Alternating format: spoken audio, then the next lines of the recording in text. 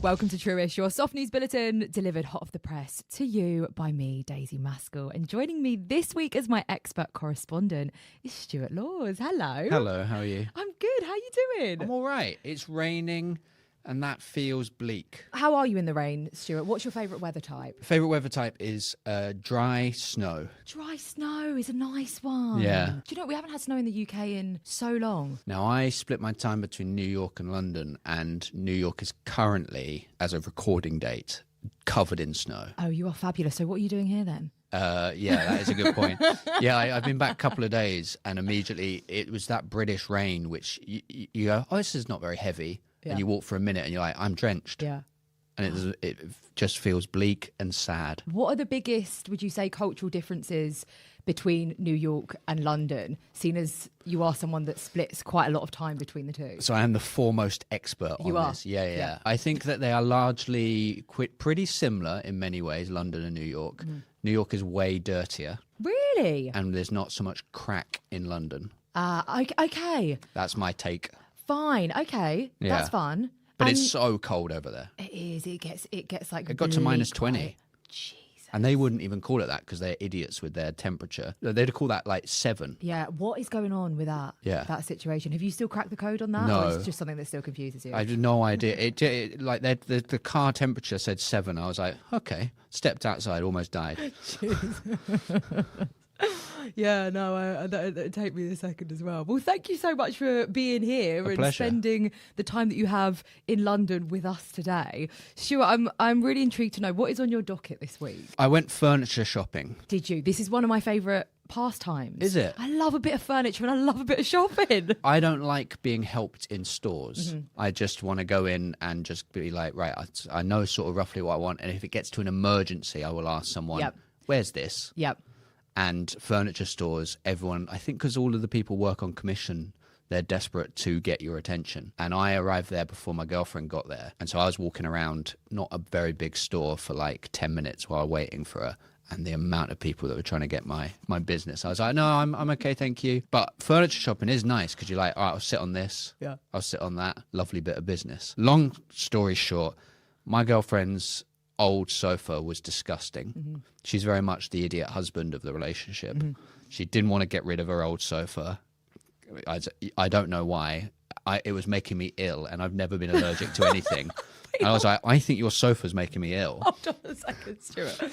So just talk me through what was disgusting about, because it's giving someone or something is living inside of it. It So felt like that. About it? So I'd done so much research on what could be making me allergic. Anytime I was in New York, there would be times where I was like, why do I have a headache the whole time? Oh my God. Maybe it's the crack.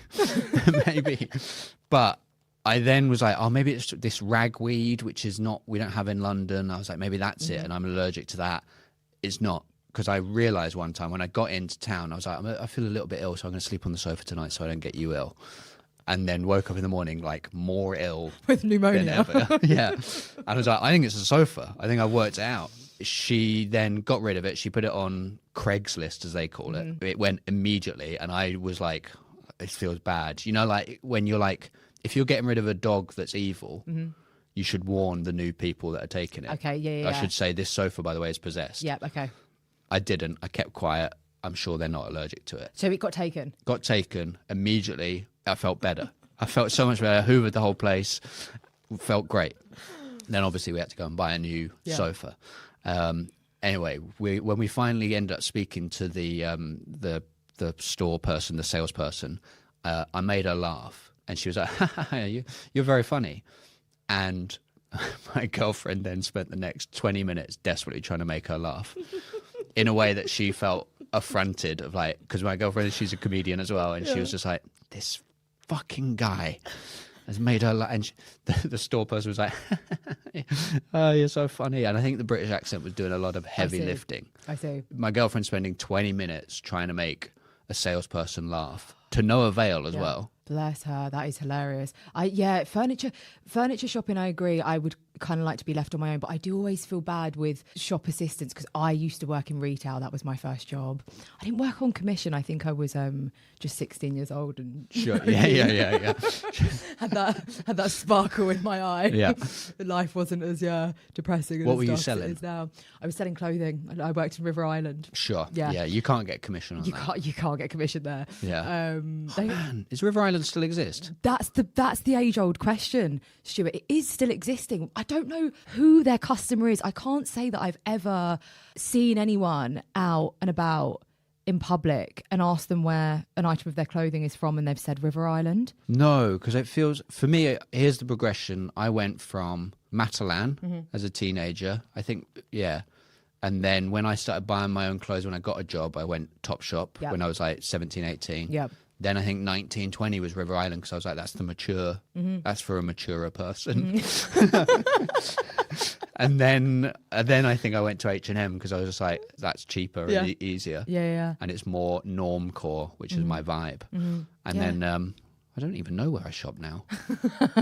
Anything that the Instagram algorithm serves me, I agree. I'm like, oh, I guess I have that. Are you a TikTok shopper? No, that scares me. Me too. I call myself a selective eclectic. Oh. Yeah. Like Frasier. So I like things and I fill my home with tons of interesting, wonderful things. Great. All over the world. But I hate clutter. So I'm very selective about my shit. My girlfriend is the same.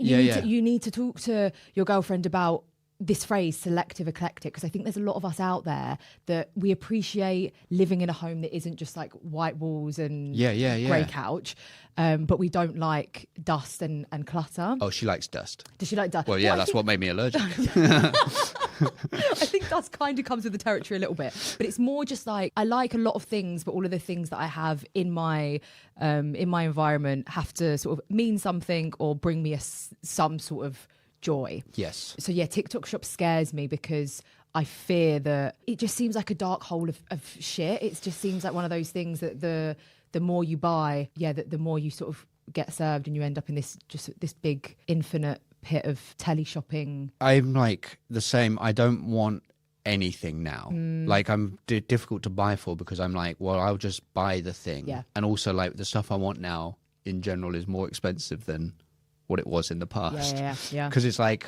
I don't want to fill my house with like little knickknacks and things like that. I want to be like, oh, that's a cool thing, and it costs 400 quid. Yeah. So I'm gonna just save up, buy it, have it. And it feels.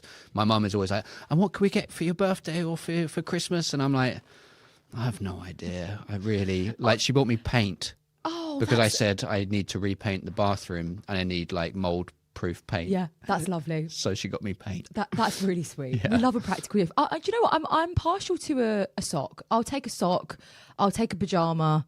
You can never have enough. Yeah, I will take a sock. You know? At any point. This actually leads me really nicely into something on my docket this week. Okay.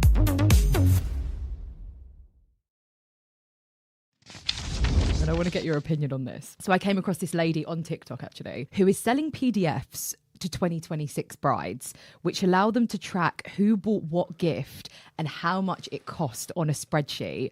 And apparently this process of couples having a PDF where they track who bought what gift and how much they spent on them is more common than you'd expect. How do you feel about this? People have got to stop this. Monetary value is different for whoever. You can't have that spreadsheet if you don't also then have all of their annual earnings and their outgoings and essential things to be like, oh, actually, that it's just a ludicrous thing. Yep. A friend of mine, Daman Bamra, who I have a podcast with called Weak Minded, he wrote a thing when he was at university. He did economics, I think. I can't remember, but he wrote an economics blog which was to do with the economics of gift giving. Oh, I like that. Yeah. His essential point on it is that it's actually sort of, it's not good doing gifts because it just creates an imbalance. And so it has to be very specific. And like a wedding registry, man, I've never felt more guilty on like coming away from weddings. You're like, oh, I haven't done that thing, I need to go on. And then you look at everything that they want and you're like, well, I'm one of the last to buy, and now all the options is like an £800 blower for a fireplace. Yeah, it goes from one extreme to the other, Yeah, doesn't it? yeah. It's like either like, the £800 blower, or it's like 35 quid like teaspoon. Yeah, and it's yeah, like, yeah. well, I'm not going to buy you one teaspoon, am I? So then I've got to buy the set of 6, which is ridiculously priced, or I pay £1,000 on something that is just too extravagant. Yeah, I get it. I've already spent £400 coming to your wedding. Weddings are getting out of control, right? Yeah, I yeah. just feel like it's just insane at the moment. Just the production around weddings and the stress and the cost is, it is just insane. You're not married, right? Not married, Are no. you planning to get married? Well, there will be travel implications for getting married. So like it is on the agenda because I'm on a work visa there at the moment, but that is every 3 years. Yeah. So at some point we'll have to do it so that I can get a green card. Do you have any plans for your own wedding? What would your wedding be like? I would genuinely, if there wasn't legal ramifications, never get married. Just it's not ever interested me. Yeah. I also don't, and this is going to be a shocking thing to say for someone who's a stand-up comedian, I don't like to be the centre of attention. Same. Stuart, Yeah. the idea of doing all of this like first dance and speeches and even just like vows in front of other people shit. Like, I'm just Yeah. Oh man, Fern Brady is an incredible stand-up comedian, and she has a bit about that of like describing it. I'm butchering this. Watch her stand-up. A sex tape for my emotions. Yes. Yes, right? Yeah. Oh, God. It's also, I'm someone that I've said this so many times before, I don't love organised fun. And this just feels like an organised display of emotion. So even the stuff that is like supposed to be private between the two of you, like, you know, a lot of people do these like first looks now. So they'll meet their partner and you'll see each other before you go and see your friends and family. But then there's like a photographer there and then like someone's parent crying around the door in the corner. Like even just that as a situation, that the organisation of all of that, I'm just not comfortable with it as a person. Yeah, I'd be second guessing every single thing. Also trying to be like, is this what my partner is wanting me to react? Yeah. And like, and then also being like, and now this person's there. There's the +1 of a friend who I don't even know that well, but who's sort of been getting on recently. It feels awkward to not have them here, and I've now got to do this sort of like play, which is, look how much I love this person. I struggle with Valentine's Day as well for the same reason, where I'm like, it feels embarrassing to be like, it's like state mandated love. And I'm like, oh, it would be nice just to do a random thing and be like, there's a nice expression of how much I care about you. Yeah. We actually had a big talk about it. We were in Burlington, Vermont doing some comedy shows. We were driving back and we were actually having a chat about it. And I think she was a bit nervous to sort of discuss it because she was like feeling some anxiety around it. And I don't think she's someone who would get married if it wasn't, legal stuff to do with it and like the benefits of that. And I don't know whether or not saying that out loud on a podcast negates the entire wedding in the eyes of the US government. I think they're changing their mind with the wind at the moment. Yeah. We basically came to the realization neither of us are like marriage people. And I was like, to me, I'd always thought there'd be a nice thing to do, which is like after like 5 years of being in a relationship or 10 years to have a party that's like celebrating what you have done. So nice. Rather than promising to do stuff in the future. So nice. And so that is something that I would like to do. So maybe if I got married, it might just be a very small private thing. Yeah. And then a few years down the line, be like, we did it. We've survived for 5 years, for 10 years, whatever. That's the way to do it. How are you with attention on your birthday? Hate it. Almost had a panic attack in a restaurant once because my mum, very lovely, organised for the birthday cake to be brought out by the waiter. And everyone was singing, and I was like, this is hell on earth. Can I give you a top tip as someone that also really doesn't like attention on birthdays and big celebrations? If anyone ever brings out a cake or decides to sing happy birthday to you in public, just sing along, because then everyone watching doesn't know whose birthday That's good. Yes. That's my top tip. So as the birthday cake's coming out, happy birthday to you. And everyone that looks around doesn't know, the worst. Oh, I can't even remember the restaurant. I think it was like maybe a Frankie and Benny's or a TGI Fridays that do the mascots. Jesus. Yeah. Did we have a similar growing up? Because I remember going to those places for birthdays as a kid, and it being like, to me, I was like, this is incredible fine dining. And then I've been back to a Frankie and Benny's like a few years ago, and I was like, oh my God. I think it felt quite elegant. Yeah, Because yeah. I think they used to be one of the only establishments at the time that would have fabric napkins. They always had like a nicely folded fabric napkin with a big steak knife. And I think probably as like 6 or 7 year olds, we probably thought that was big top steak class, knife was right? really that. You were like, big oh wooden my handle. God. They took away my previous all metal knife and replaced it with this one. Oh, how many Michelin stars this place got? I love those things that when I think back, like when you were kids, that you used to just assume was a sign of wealth. Did you ever get this when you were visiting like friends' homes? If they had like one of those double fridges, like the big double fridges with the water dispenser, that was like, bloody hell, their parents must be doing well. We did that because we'd save up. I say we, my mum and my dad would save up for like 5 years, and then we'd do like a Florida holiday. Yeah. And then we'd be in like a house there, and they'd have those fridges. And it was like, we basically for like 2 weeks got to live in like luxury. Yeah. And we could not believe what was out there. And I do think it's like a good grounding. Me too. Like that I can eat the worst food and feel like it's nice. Yep. Like the worst prepared food. Because that was like, as a kid, I thought it was good food. So now I'm like, when I get good food, I'm like, whoa. Oh, here we go. Like corned beef. Yeah. Oh my God. My dad loved corned beef. Me too. Yeah. I remember there was this pie that used to get made. I think, my mum must have made it. It was like a corned beef pie, and it would have like onions and mash. And, Yeah. What is going on, Stuart? Are we like long lost soul sisters?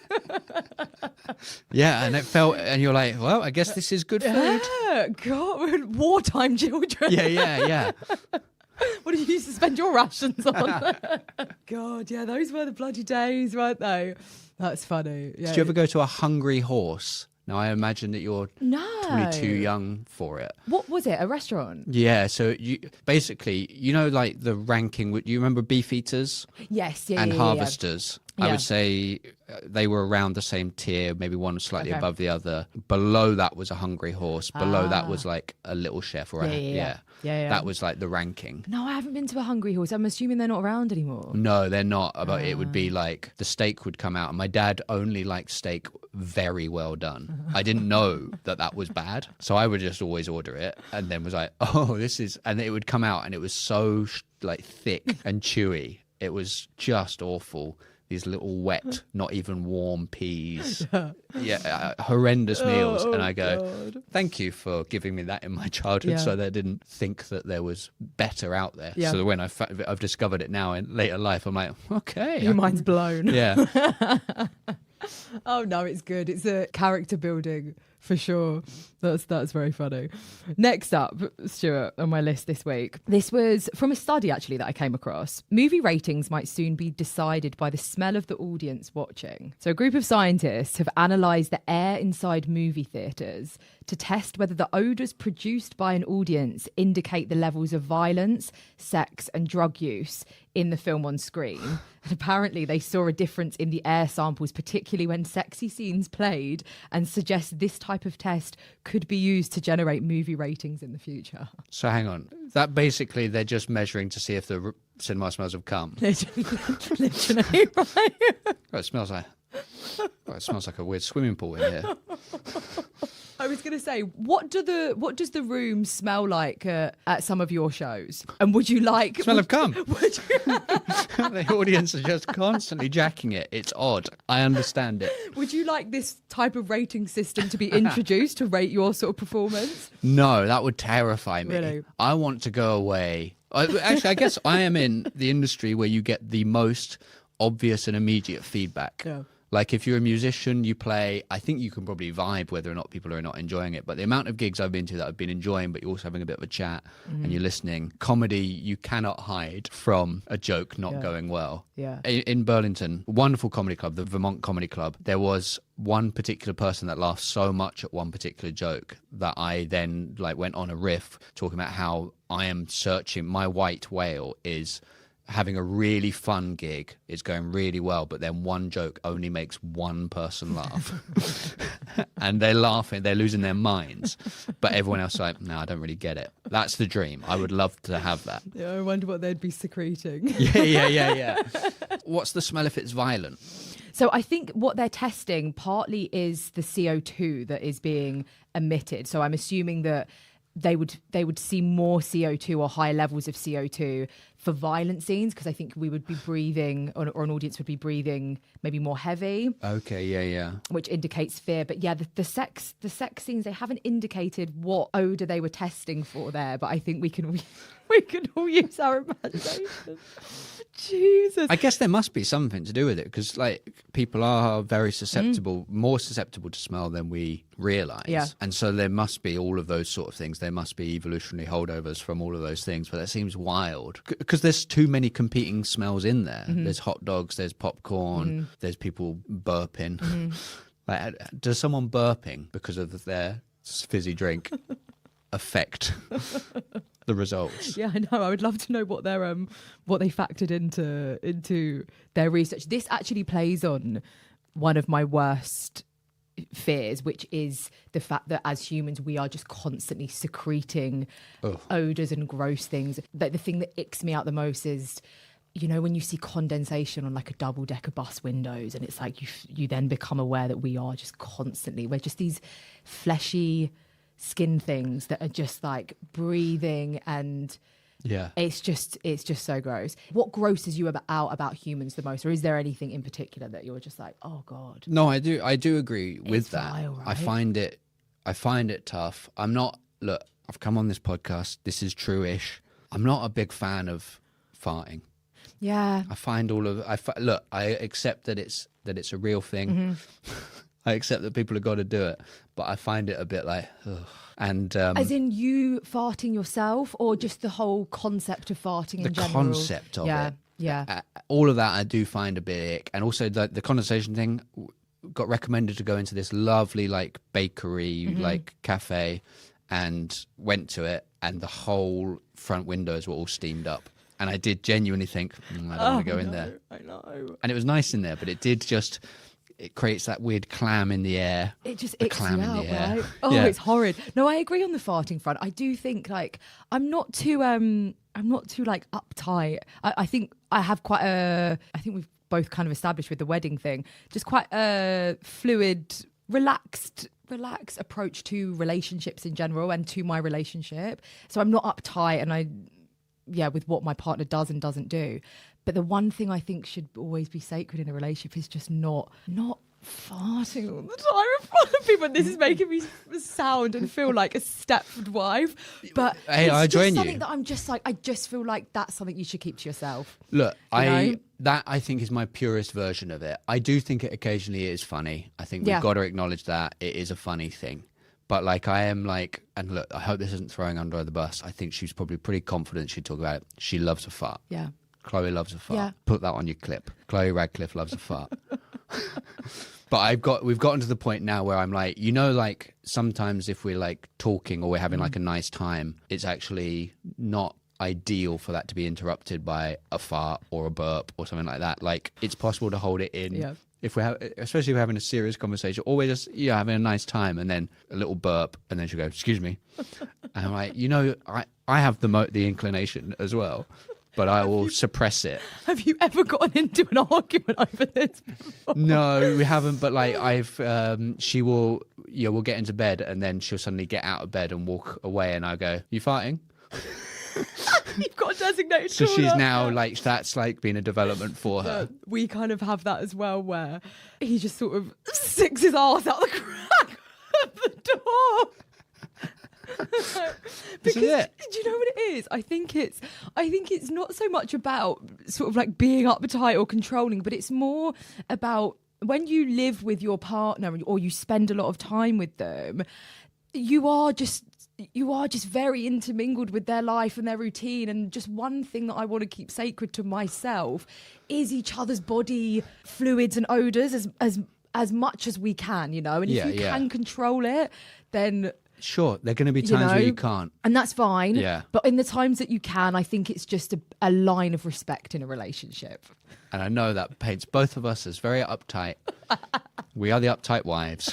They're the idiot husbands. Oh dear. How are you with peeing in pools. Have you ever peed in a pool? Never Stuart? peed in a pool. Yeah. I think we were served the same propaganda as kids. Yes, yeah. But were you always scared that it would have that chemical in the pool that would then reveal that you were the one that never pee in a pool? Yeah, I don't. I think maybe I'm not even peed in the sea. I've peed in the sea before. Yeah. I will admit I've peed in the sea, and I've got a bit of a routine down, but I'll make sure that no one else is sort of around me. Sure, yeah. But that's only if it's like I'm in desperate need, there's no toilets around, and you're doing one of those like, you know, those like bareback 12 hours on the beach with like a blanket and a packet of sandy crisps. Yes. Then I'll go in the sea. But other than that, I like to keep it civilized.